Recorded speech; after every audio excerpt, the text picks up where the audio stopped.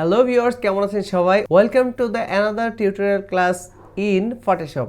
তো আজকে আমাদের তৃতীয় ক্লাস। আজকের ক্লাসে আমরা জানব ফটোশপের ল্যাসো টুলের পরিপূর্ণ ব্যবহার এবং এর সাথে লেয়ার সম্পর্কে আমরা আইডিয়া নিব।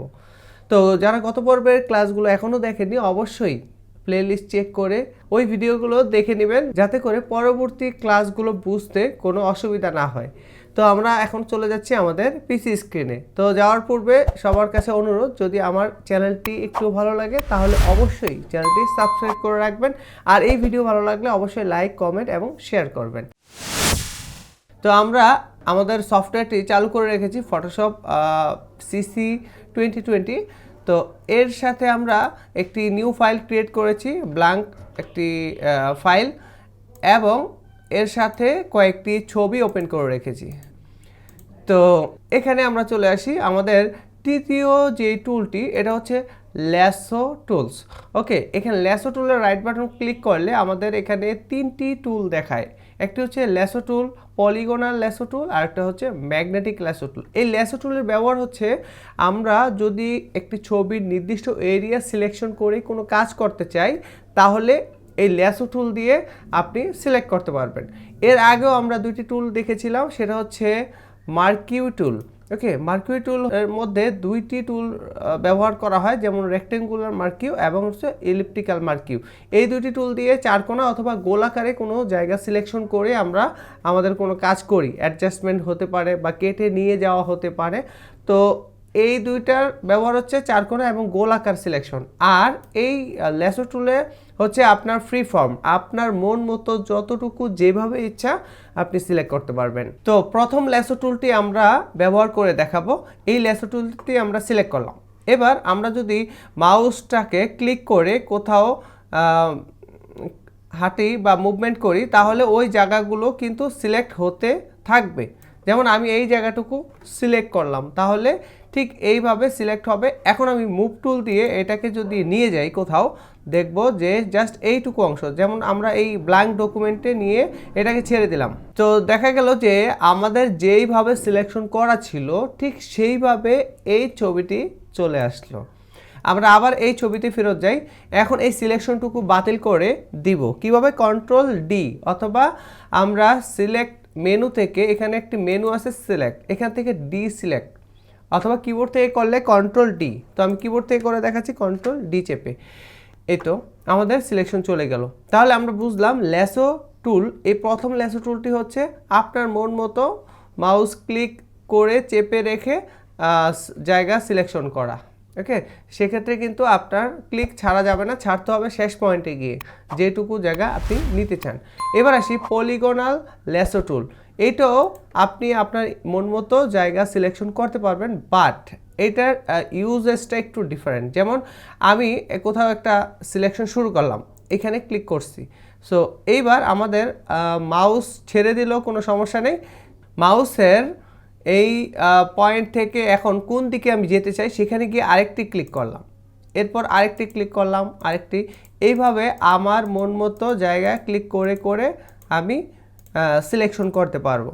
তো প্রথম ল্যাসো টুলে কিন্তু মাউস চেপে রেখেই এক টানে সিলেকশন করা যেত, আর এটার বেলায় এক টানে করা লাগবে না, জাস্ট থেমে থেমে আপনি করতে পারবেন। এক্ষেত্রে ধরেন যে আপনি এটা ভুলে এখানে ক্লিক করছেন, আপনার এই সিলেকশনটা ক্যান্সেল করা দরকার এই পয়েন্টটা, তাহলে কিবোর্ড থেকে জাস্ট একটি ব্যাক স্পেস, কিবোর্ড থেকে ব্যাক স্পেসে একটি চাপ দিলে এই পয়েন্ট ছেড়ে দিবে। আবার যদি আরেকটি চাপ দেয় তাহলে আরেকটি পয়েন্ট ছেড়ে দেবে। এভাবে আপনি চাইলে পিছন দিকে যেতে পারবেন, যাওয়ার সুযোগ রয়েছে। তো আচ্ছা, আমি জাস্ট এইভাবে সিলেক্ট করে দিলাম। আচ্ছা, এমন হতে পারে আমি যেই জায়গাটুকু সিলেক্ট করলাম, সিলেক্ট করার পর আরও কিছু অ্যাড করতে হবে এর সাথে। তাহলে আরেকটু অ্যাড করার জন্য আমাকে এই যে উপরে যেই অপশনগুলো দেখাচ্ছে ল্যাসো টুলের, এখানে দ্বিতীয় যেই অপশন, এটা হচ্ছে অ্যাড টু সিলেকশন, আপনার সিলেকশনের সাথে নতুন কিছু অ্যাড করা। তো আপনি যদি এটা নাও নেন, তাহলে কিবোর্ড থেকে শিফট চেপেও এটা করা যাবে। এই যে কিবোর্ড থেকে শিফট চাপার সাথে সাথে মাউসে প্লাস সিম্বল দেখাচ্ছে, আমি যদি শিফট ছেড়ে দেই প্লাস দেখাবে না। আর যদি আপনি শিফট না ধরে করতে চান তাহলে এইটা সিলেক্ট করবেন, তাহলে সবসময় প্লাস দেখাবে। তো আমি আরেকটু জায়গা সিলেক্ট করব, সাপোজ এইটুকু জায়গা আমি অ্যাড করতে চাই, এইটুকু জায়গা আমি আরও অ্যাড করতে চাই, এই তো অ্যাড হয়ে গেল। আবার এই পাশ থেকে আরেকটু গোল করে অ্যাড করতে চাই, সো আমি আবার এখানে ভুল হয়ে গেছে, সো একবার ব্যাক স্পেস দেই, ব্যাক স্পেস দিলাম, এবার আবার আমার মন মতো জায়গা সিলেক্ট করে দিলাম এবং শেষ পয়েন্টে গিয়ে আমি মিলিয়ে দিলাম। তাহলে এইটুকু জায়গা কিন্তু অ্যাড হলো। আর পরেরটা হচ্ছে মাইনাস, আমরা চাইলে মাইনাসও করতে পারবো, আমরা যদি এইভাবে মাইনাস করার প্রয়োজন হয় মাইনাস করে নিতে পারবো। তো আমরা এখান থেকে পলিগনাল ল্যাসো টুল এর ব্যবহারটি দেখলাম।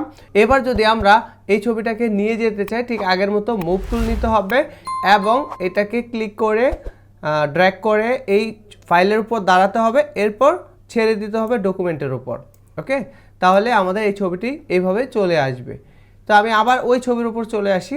তো এবার আমরা এই ছবিটির সিলেকশনটা বাতিল করব সিলেক্ট মেনু থেকে ডিসিলেক্ট অথবা কিবোর্ড থেকে কন্ট্রোল ডি চেপে। তো বাতিল হয়ে গেল। এবার আমরা আরেকটি টুলের ব্যবহার দেখব, সেটি হচ্ছে ম্যাগনেটিক ল্যাসো টুল। এই টুলটা হচ্ছে ম্যাগনেটিকের মতো, চুম্বকের মতো কাজ করে। আমরা যদি এই ছবিটাকে পারফেক্টলি সিলেক্ট করতে চাই, জাস্ট এই বেবির ছবিটাকে সিলেক্ট করতে চাই, কোনো ব্যাকগ্রাউন্ড আসবে না, রাখতে চাই না, তো এক্ষেত্রে এই টুলটা ভালো কাজ করতে পারে। তো আমরা একটু জুম করি কন্ট্রোল প্লাস চেপে অথবা কিবোর্ড থেকে কন্ট্রোল স্পেস ধরে ক্লিক করে করে। তো আমরা এই ছবিটাকে একটু ক্লোজ করে নিলাম আর একটু কাছে এনে নিলাম। তো এবার আমরা ম্যাগনেটিক ল্যাসো টুলটি নিলাম। তো ম্যাগনেটিক ল্যাসো টুলটি কাজ করে যেখানে ব্যাকগ্রাউন্ডের সাথে ফরগ্রাউন্ড বা ছবির ডিফারেন্ট জায়গা রয়েছে, সেটা অটোমেটিক মার্ক করে দিবে, আপনি জাস্ট ক্লিক করে হাঁটতে হবে। আমি এখান থেকে শুরু করলাম, এখানে আমি ক্লিক করলাম, করার পর আমি মাউসটা জাস্ট কোথাও ক্লিক করতেছি না, আমি মাউসটা শুধু হাঁটতেছি এই আমার যেই জায়গাটুকু যেভাবে সিলেকশন প্রয়োজন মনে করতেছি।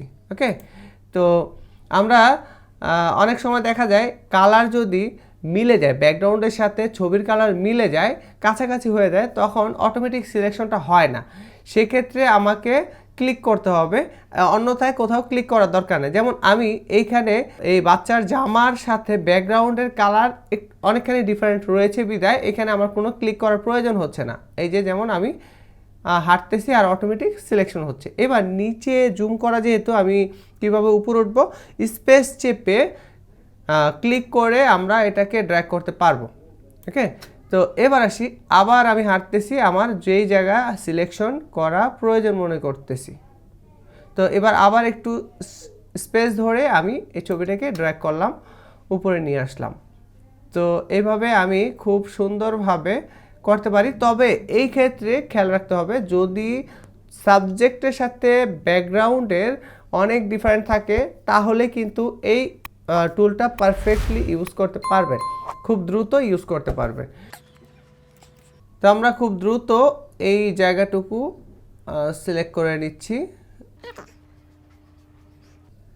এখানে আমি একটা ক্লিক করলাম, যেহেতু আমার মার্কারটা অটোমেটিক উপরে চলে যেতে চাচ্ছে, সো এক্ষেত্রে আমি একটা ক্লিক করে এখানে পয়েন্টটা বুঝিয়ে দিলাম যে আমি এখান দিয়ে যেতে চাই।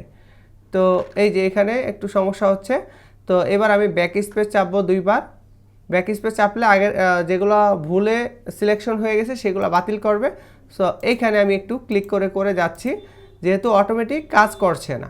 এবার আমি শেষ পয়েন্টে, অর্থাৎ এখানে আমার পয়েন্টারে 0 দেখাচ্ছে, 0 দেখালে ক্লিক করে দেব।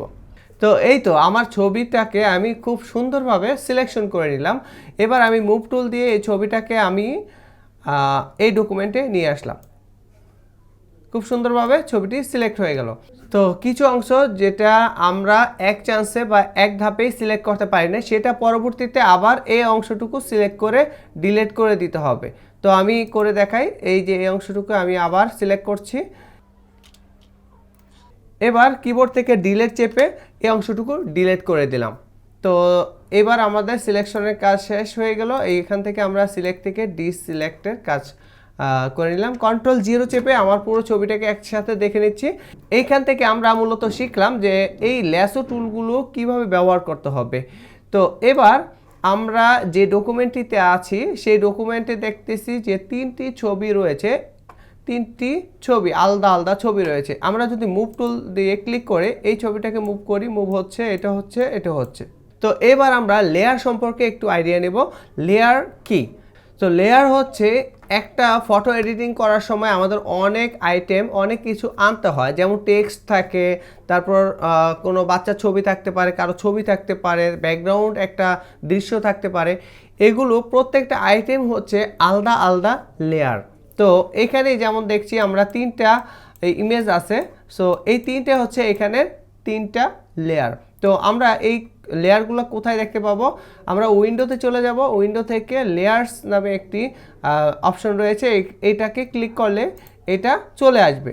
এই যে এই সেকশনে দেখাচ্ছে লেয়ার্স, এবং এখানে আমাদের 3টি ইমেজ দেখাচ্ছে, লেয়ার 1, 2 এবং 3। আর সাদা যে ব্যাকগ্রাউন্ডটা রয়েছে এটা হচ্ছে ব্যাকগ্রাউন্ড লেয়ার। তো আমরা এই লেয়ার সেকশন থেকে চাইলে কোনো লেয়ার ডিলিট করে দিতে পারি, যেমন এই লেয়ারটা প্রয়োজন নাই। এই লেয়ারটা হচ্ছে এই যে আই বাটনে ক্লিক করলে এই লেয়ারের ছবিটা দেখাবে। আমরা যদি চাই ডিলিট করতে, এখান থেকে এই যে ডিলিট বাটনে ক্লিক করে ডিলিট করে দিতে পারি, ইয়েস দিলে ডিলিট হয়ে যাবে। ঠিক এইভাবে অন্য একটি ইমেজকে আমরা সিলেক্ট করলাম এবং এখান থেকে ডিলিট চাপ দিলাম, অথবা এটাকে ড্র্যাগ করে এই ডিলিটের উপর ছেড়ে দিলেও এই ইমেজটি বা এই লেয়ারটি ডিলিট হয়ে যাবে। তো আমরা Ctrl Z দিয়ে Ctrl Z 2বার 3বার ক্লিক করে আমরা আবার ব্যাক চলে আসলাম আগের অবস্থায়। তো এই লেয়ার সেকশনে আমাদের অনেকগুলো অপশন রয়েছে। তো এগুলো ব্যবহার আমরা আস্তে আস্তে দেখব। জাস্ট আমাদের একটা আইডিয়া হয়ে গেল যে আমরা এই লেয়ারগুলো কোথায় পাবো, সিলেক্ট করতে পারবো। এখানে আমাদের অটোমেটিক লেয়ার সিলেকশন হচ্ছে মুভ টুল দিয়ে। যখন আমরা এই লেয়ারে ক্লিক করছি অটোমেটিক এটা সিলেক্ট হচ্ছে, পরেরটা ক্লিক করলে পরেরটা, তারপরেরটা।